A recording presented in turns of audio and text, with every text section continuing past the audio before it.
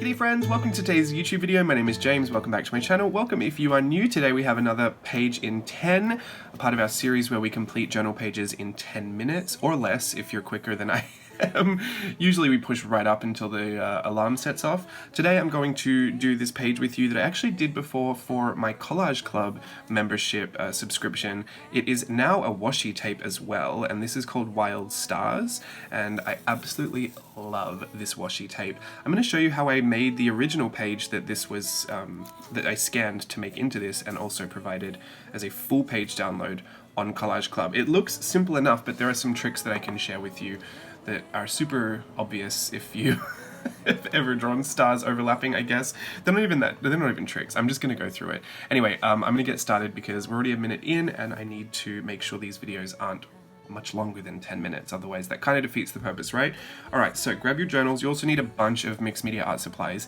I mean, like anything and everything you can grab your hands on. I would stay away from paints, just because they don't typically dry within 10 minutes, but paint markers would be a good layer at the end, maybe, so yeah, grab some paint markers if you have them. Otherwise, crayons, markers, pencils, pens, anything you can get your hands on that would be fun to draw stars with. Choose a color palette if you want in advance. I'm not going to worry about that. I'm just going to do whatever I can in the 10. Okay, here we go.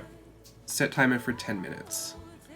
Ooh, she's not cooperating with me. Set timer for 10 minutes. Okay, it's going. Cool. Alright, well, first things first, whenever I do these kind of really heavily layered and full pages, if I can, I like to start towards the middle with my stars. And I don't draw stars in any particular way. I kind of learned how to do it when I was a kid by doing the, point-to-point method.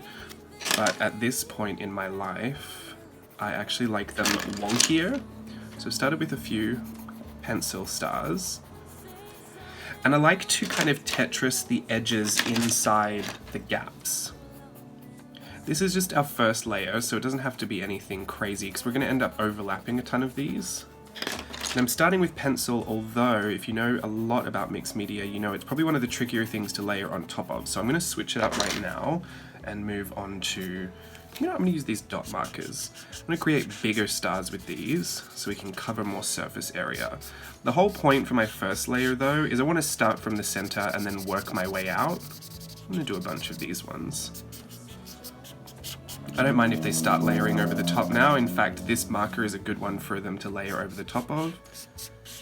It's transparent, it will lay on top, and you can even see it's made a nice purple with that pencil.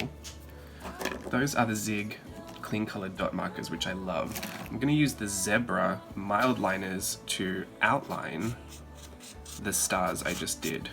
They're very much the same kind of water-based marker.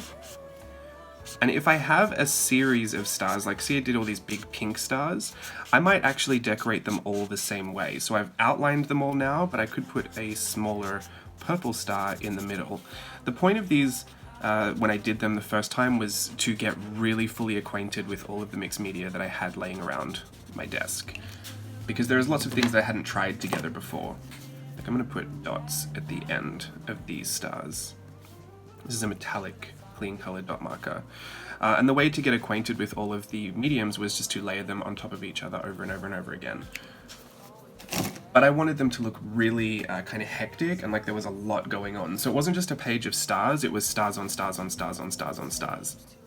So I might even do some 6 pointed stars as well. And the more I layered them, the more I just really enjoyed the whole thing. So I'm just going to keep going with anything that I can pick up. If you've got these dual-ended markers, draw a star with one side, then flip it over and draw a bigger one with the other side. You don't have to fill them all in. Some of them you can leave open, which gives us an opportunity to pick another color to fill that in with, or go around the edges with. And I specifically like using the water-based markers on this sort of coated paper because they start to shift and slide around as well, which I find really fun. The thing is, you won't be able to fill absolutely every nook and cranny of this piece of paper with the stars. So I actually grab my colored pencils. This one is it's called Black Pal, but I believe it's a private labeled pencil that You can get really randomly on Amazon, I think. I've had troubles finding it in the past because my black pars were gifts to me. But in any case, these are fantastic color shifting pencils, like multicolored leads. So these are really fun to do them with because they give you really varied results. But I also color in that negative space between the stars. Here is a, what's this one called? The Pilot Pentel Sparkle Pop. I love using gel pens. They're really fun. Let's do some bigger stars that overlap some of these.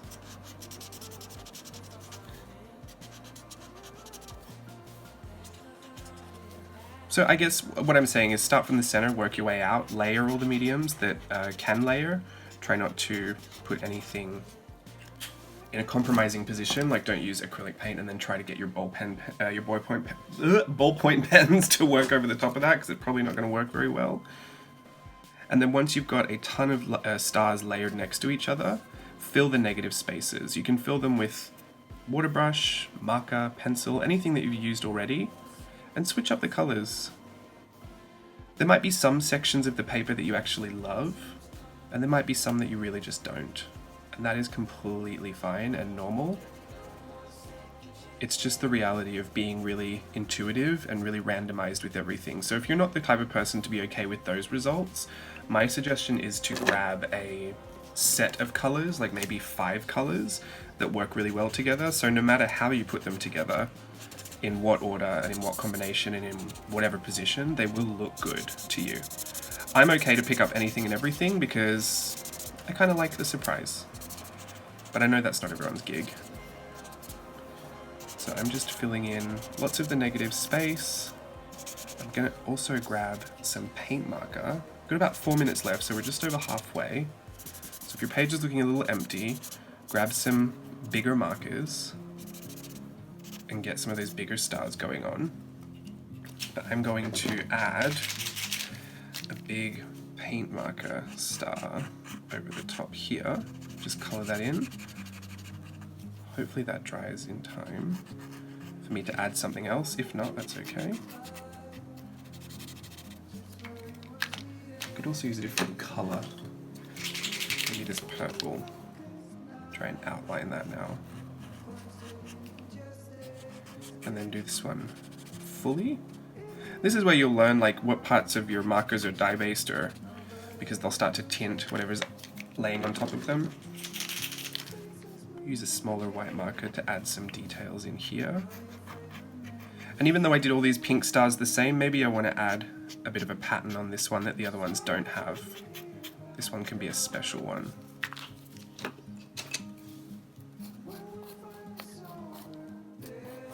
But the point is what the point was. Stars on stars on stars on stars. Texture on color, on pattern, on intuition. I'd say just get really intuitive with it. There's nothing wrong with having sections that you love and sections that you hate. But there is absolutely something wrong with never starting because you feel a little nervous. That it just never helps anybody. Was that a harsh thing to say? Probably. That's what I tell myself in my head. Sorry if that sounded harsh to you. But I've learned over the years that the thing holding me back the most was typically myself and my own expectations. So I hope that some of these videos being super laid back and having really varied results are an encouragement for you to forget less, to forget more, I guess, about any unrealistic expectations you might have on your playtime. I mean, you can see how much this is layering up, and we've just been repeating the same process. My last tip would be, whilst you've got the time, to grab any finer pens and really add some small, fine detail. That'll start to take it out of a place of like lots of really hectic, crazy pattern work that's really undefined, and you'll start to tighten in on some of the finer details. And the mixture of really hectic, crazy work with really fine, precise details is a really nice contrast that actually elevates your work a lot, because it does an eye trick on anyone that's looking at it. and people start to assume that you actually spent a lot more time on the piece than you might have.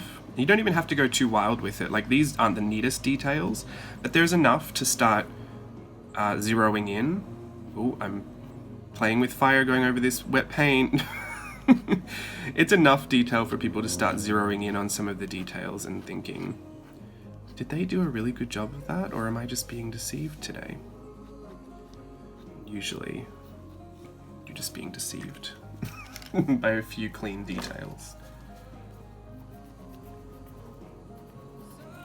Really tiny stars help as well. And if you just feel like it because you're me, just dots everywhere. I just love the dots. I could do a whole page of dot markers. In fact, maybe that should be one of the page in 10 videos, just dots all around the page. Cruella style. There we go. I'm loving it. Super random.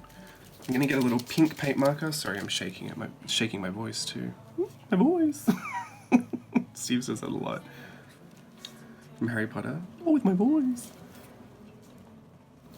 I just want some really teeny tiny little stars, so I'm going to put them in here. I'm not going to fill these ones, just really little ones around the page.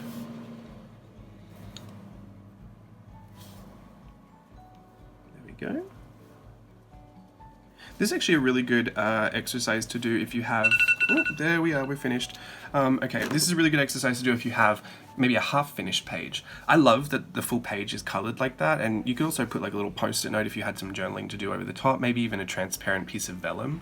Do your journaling over the top that way, or just leave it as it is because it's a beautiful, colorful thing to look at as you're flipping through your planner or your journal. But if you have a page like this that has a lot of extra random negative space that you feel like you just can't fully fill because like I don't want to cover the March number 3, I don't want to cover the Japanese, but I've got like edges here, what do I do? This is a really great pattern fill that doesn't just look like it looks really intense and kind of overboard, but it's a nice way to kind of fill some of that space. You don't have to go as hectic as this. My only suggestion is if you were doing it on a page like this that was half finished, or had the negative space, you won't be able to start from the beginning, from the middle, and work your way out. So just start wherever there's the most space. So I would say probably start over here. And then as you're going, don't be afraid to overlap some of the stars over the edges and the corners and the sides of whatever is already on the page. That's actually going to bring the layers together. It's going to kind of melt them together rather than having this all in the background. There's a big difference between having this and then sticking a photo on top of it, or having the photos down and then layering this over and under the whole thing. So that's actually a lot... It's a nice trick to make something look really cohesive, especially if it's like really hectic like this and you've got really separate layers on your journaling spread, to kind of blend those layers together by going under and over the top of whatever's already there. Obviously you can't put your pen under there, but just stop drawing when you get to the edge and then be selective about which stars overlap. I would usually do the corners or like tricky areas like this. Maybe even right in the middle as well, have some peeking out through there. And that'll just blend it really nicely. Anyway, that's my tip. We don't need that, but just in case you were going to use this for something else. Otherwise, this has been another Page in 10 video. Don't forget to use the hashtag Page in 10, and we'll check for your work on social media. Until the next time, thanks for watching. Bye.